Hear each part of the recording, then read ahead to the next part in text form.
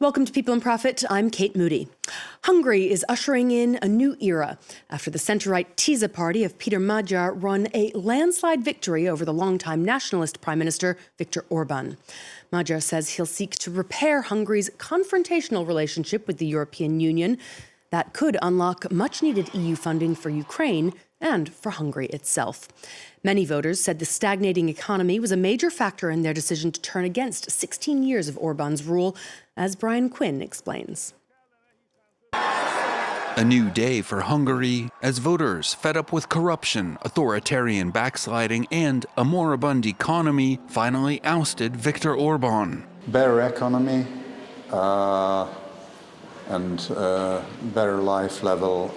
Under Orban, Hungary's industrial policy focused on attracting foreign-owned factories for goods like German cars and Chinese EV batteries. But softening demand revealed the strategy's weakness. Hungary's economy grew by an anemic 0.3% last year.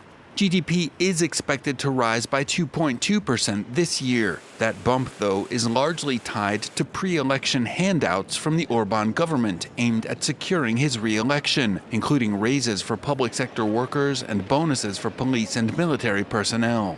That spending will linger on the new government's balance sheet. Hungary's deficit is projected to hit 5.2% this year, with its government bonds one step away from junk status. Another side effect of such policies, Hungary has seen the highest cumulative inflation in the EU. Prices there up 57% on average since 2020, nearly double the bloc's overall rate. Meanwhile, endemic corruption and Orban's capture of formerly independent state institutions and the media had resulted in the blockage of some 18 billion euros in EU funds. The fact that the Hungarian government, due to its corruption, couldn't access the recovery funds is the prime reason why we didn't see an uptake after the pandemic in the economy. Armed with a parliamentary supermajority, new incoming Prime Minister Peter Magyar is hoping a sweeping anti-corruption drive will quickly unlock some of those EU funds, helping to reduce debt and kickstart growth. For more, we're joined by Balázs Szent-Iványi, reader in politics at Aston University's Centre for Europe. Thank you for joining us on the show today. Economic stagnation, soaring living costs. Hungary isn't alone in facing these economic challenges, although by many standards it is worse off than its European peers. Is that a direct result of Viktor Orban's economic policies? Well, yes, and thank you very much for having me. Well, if you compare Hungary with its regional peers, many of the countries in the region are facing similar headwinds. Weaknesses in the German economy, heavy reliance on sectors like the automotive industry.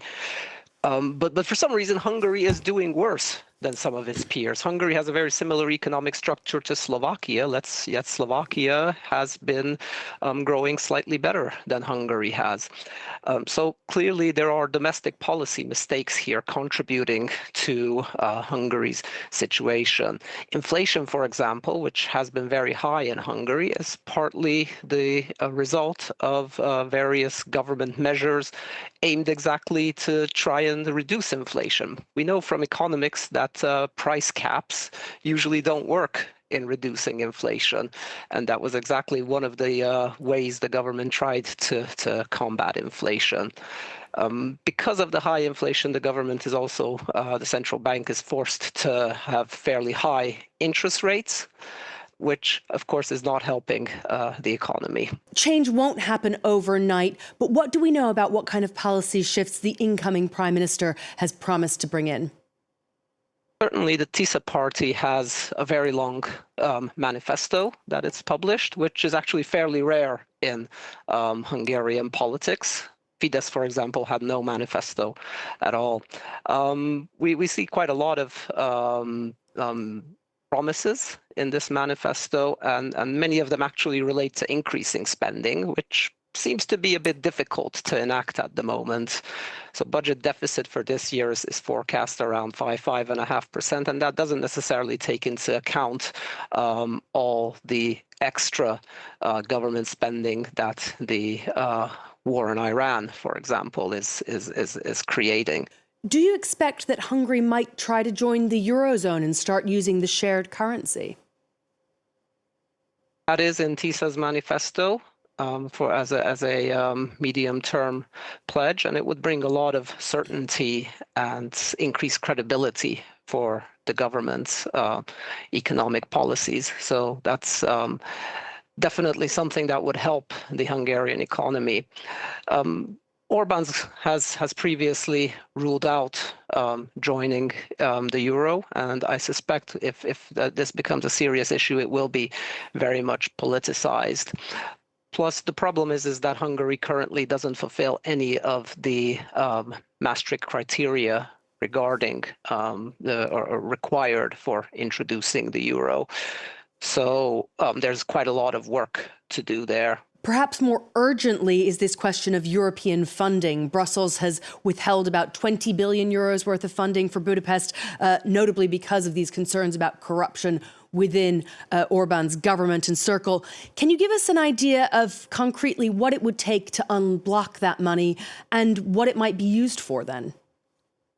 Yeah, so unblocking European funding is a crucial thing for Tisza and probably on one of the number one things on its very, very large to-do list. And that this is a very substantial amount. So the 20 billion euros is about a good 10% of Hungary's GDP. The EU has a large list of conditions that Hungary has to fulfill. There's 27 super milestones, as they've been named. Fidesz has made some progress on some of these. Some of them have been met, some of them partially met, but there are huge issues and things that are lacking. These milestones are mainly around combating corruption, the rule of law, the lawmaking processes, and among other things. So they're very. Some of them can be very difficult to meaningfully address on the short term. So certainly a medium-term project there. Anyway, Hungary is also one of the few EU member states, along with Slovakia, that's still using a lot of Russian oil. This despite the EU's official decision to reduce its reliance. Do you expect to see this incoming government take a different approach to energy independence? We've heard some conflicting statements there. Peter Magyar has talked about becoming independent from Russian energy by 2035, which isn't a particularly ambitious target. He's also talked about significantly increasing the share of renewable energy. Mind you, Hungary has done fairly well in terms of solar in the past couple of years. When we talk about Russian energy, it makes sense to separate gas and oil because they're slightly different. So Hungary has gas interconnectors with all of its neighbors, with if I'm not mistaken, the exception of Slovenia.